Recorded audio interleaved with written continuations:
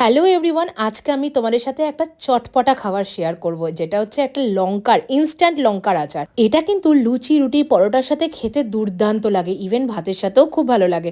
তো চলো আমি সেটাই আজকে তোমাদেরকে দেখাই।